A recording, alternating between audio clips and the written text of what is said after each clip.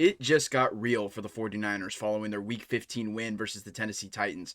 We're going to talk about the good and the bad from this Sunday's performance, as well as outside factors that may end up directly affecting the 49ers as they head down the final 3-game stretch of the regular season. We're going to break that all down for you on this episode of Niners Digest. My name is Ethan Galbraith. Make sure to subscribe to the channel so you don't miss any Niners updates. We're going to give you everything we got, including a breakdown of Week 15's win versus the Titans. 37-24, Niners get the home victory in what is the start of going to likely be the most important stretch of the entire season. Overall, it was a great game. Now, the final score might not show how big of a blowout this game actually was, because the Niners were up at one point by 21 points, and the Titans closed the gap in that fourth quarter. They forced a turnover. They scored 14 points. It looked like the Niners took their foot off the gas. Now, that could be a potential red flag, but overall, I don't think it's that concerning. The Niners were playing, again, a 2-win Tennessee Titans team that when you're up by 3 possessions going into the fourth quarter, you'll take your foot off the gas a little bit. So I don't think that that's really a concern for the Niners going forward, especially because of the 3 opponents that they're playing for the final 3 games of the regular season. There's much more at stake, especially in terms of their opponent. But let's talk about the breakdown of all of this. I want to start with Brock Purdy because, of course, there were a lot of questions about how well he was going to play following the win versus the Carolina Panthers on Monday Night Football a few weeks ago. But ever since the Panthers game, he's played great. And fresh out of the bye week, he did not skip a beat. He went 23 of 30 for nearly 300 yards and 3 scores. Easily his best game of the season so far. So that's a great sign going forward for what is going to be the home stretch of the regular season.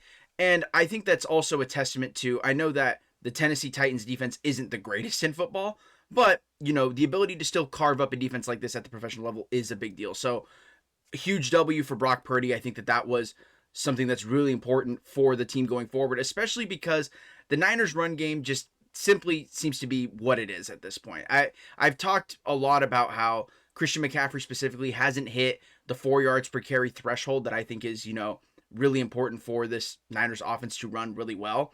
And they haven't been hitting that, and that especially was not the case this year or this game specifically.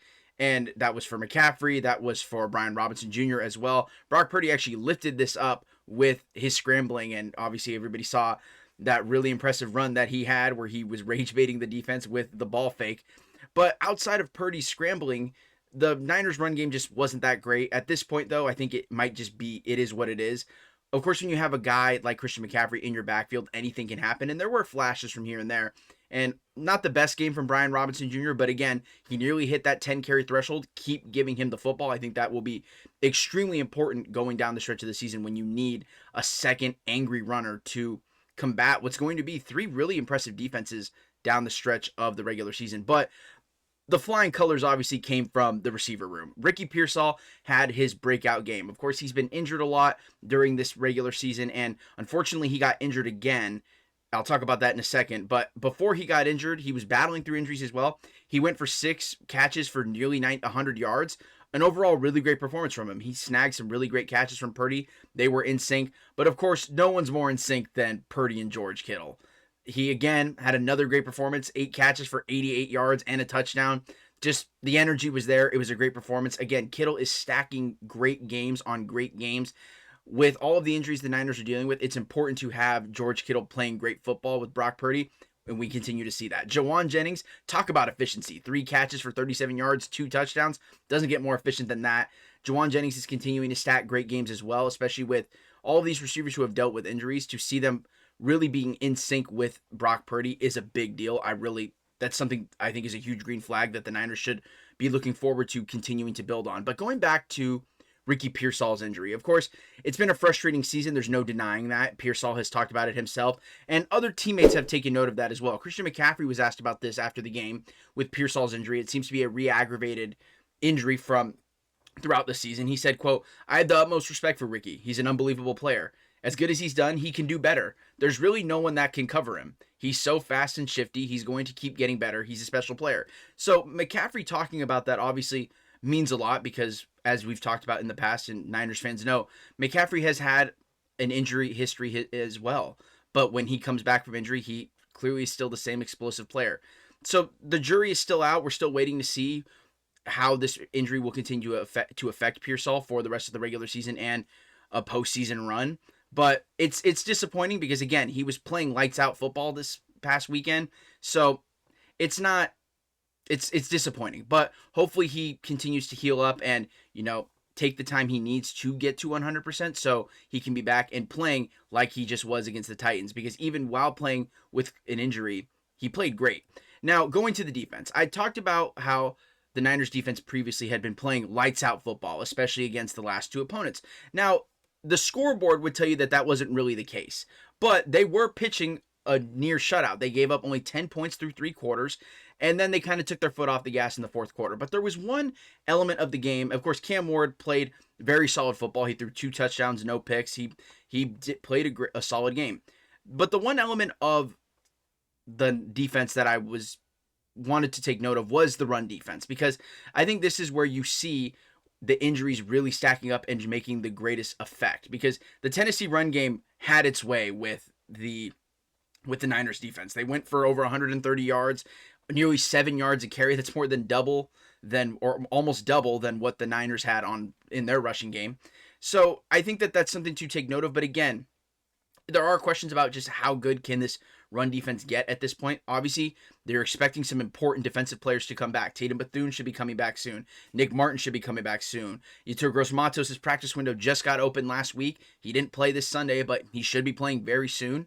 So this run defense should get better, but it is something to take note of, because the Niners, despite giving up a lot of yards in the run game, they held it down more or less. And, 24 points from the Titans might not always show that, but overall they played well, but it's something to keep an eye on. So the Niners did their job. They're now at 10 wins, which is something that I think a lot of people didn't know if the Niners were going to get to this year with all of the injuries to such impact players.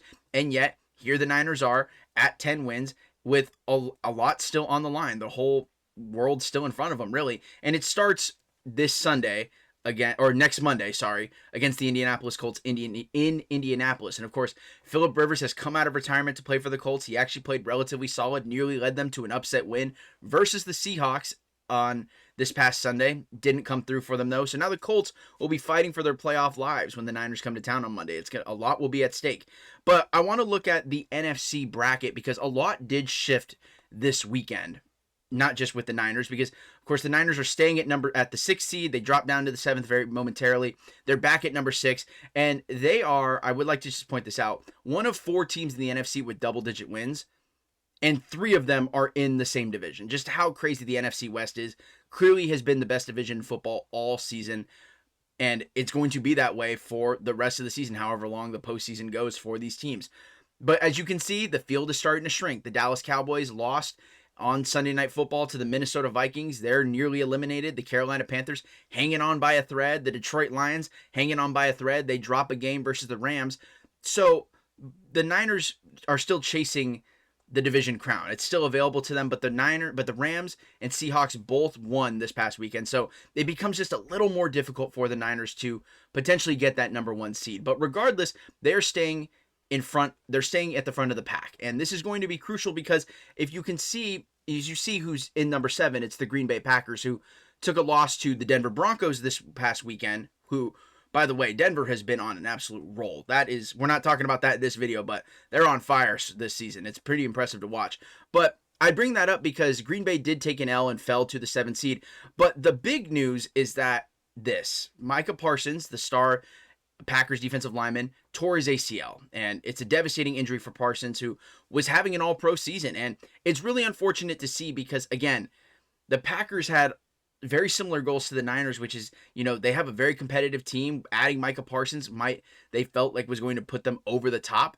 And now Parsons will not be with that team for the rest of the season for they're hoping to be a good playoff run. And now some people believe there's a cap on that. So what does that all mean for the Niners? Well, the Niners now have a great ability to stay in front of the Packers for avoiding that number 7 seed, because you really don't want to be the last team in terms of seeding and matchups. But at the same time, the Niners have proven that they'll play anybody. It's any given Sunday. So that's not that big of a deal, but it gives the Niners an ability to continue to jump up and gain a better seed for the playoffs. So that's something to keep an eye on, especially if Green Bay even makes the playoffs. Detroit is still right behind them. So there's still a lot of playoff shift that can still happen despite the field shrinking. There's not very many teams left that are still available for playoff contention. But my final thoughts are this. The Niners got a great win, and although they kind of took their foot off the gas this in the fourth quarter versus the Titans, I don't think that's a red flag. The Niners played lights out football. They played how they were supposed to play against a team that they were on paper better than. So what does that all mean for the final 3 games? Well, the competition's going to ramp up. The Colts are clearly not a pushover with Phillip Rivers, despite what people had questions about. It's going to be a challenging matchup. And then you come home for the 2 most important games of the season. They're essentially play-in games for playoff seeding. You got the Bears, and then you got the Seahawks. So the Niners still have everything in front of them. It's a little more difficult to get the 1 seed now because the Rams and Seahawks are winning and to get the NFC West title. But you're getting closer and closer to really just securing that playoff spot, which is going to be huge. Everybody starts 0-0 in the playoffs. So, and the Niners have proven that they'll play anybody. They've been next man up all season with pretty much every position group. So don't think that that's going to change. So a great win for the Niners. Excited to see where they go from here. But that's all we have for this episode of Niners Digest. My name is Ethan Galbraith, and we'll see you in the next video. Thanks you for watching.